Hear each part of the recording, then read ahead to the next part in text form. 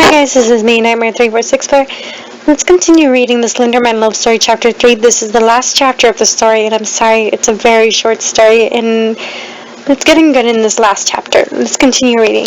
Alice's point of view. I walked downstairs, rubbing now the scars on my arm, along with barely healed bruises.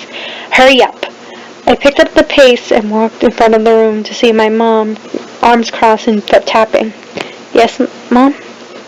I said in a shy tone as she was alone, my dad nowhere to be sight. Maybe I won't get beaten. Maybe I'll just get yelled at for nothing and sent back upstairs where I could be with Slendy. I believe it, or not even since when he showed up and kept me from cutting. Thanks to him, I haven't done it almost for 2 days. I've been attracted to him. I think I might love him.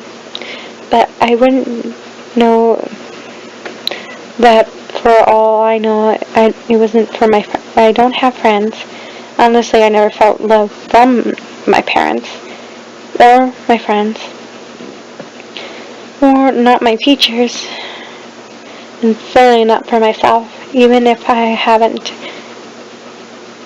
been so confused right now. Unfortunately, that's not what my mother had in mind. Her hand reached and grabbed the collar of my shirt and threw me to the floor, kicking me and screaming pointless, hurtful things to me. As I curled up into a ball, lessening the blows after she finished, she picked me up by my left arm, popping it out of my socket and throwing me to the wall near the stairs, causing me to bust my lip. I whimpered.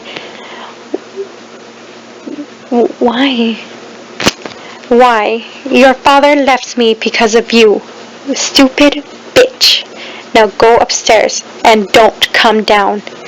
I ran upstairs crying, throwing open the door and ran into Slendy's arms. Alice, what happened? Are you alright? I shook my head as he wrapped his arm around me, embracing me. Slendy, she beat me again. I buried my head in his chest, grabbing his jacket with one hand, seeming him tense by what I said. She what? Slendy's point of view. I stood by the door, hearing the faint sounds from downstairs.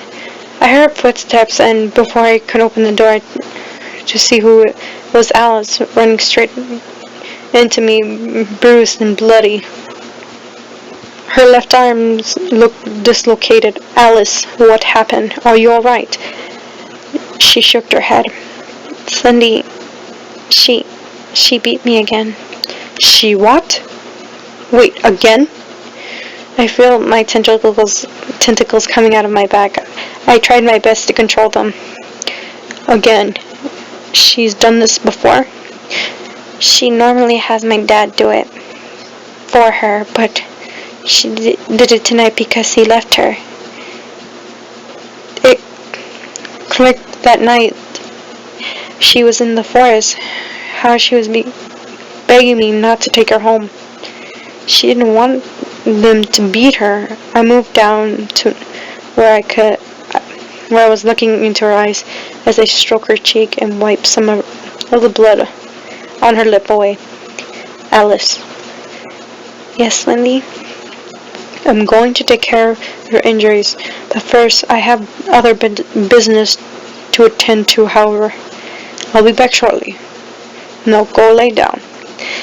She nodded and went and lay down. For me, I slender walked downstairs. Alice's point of view.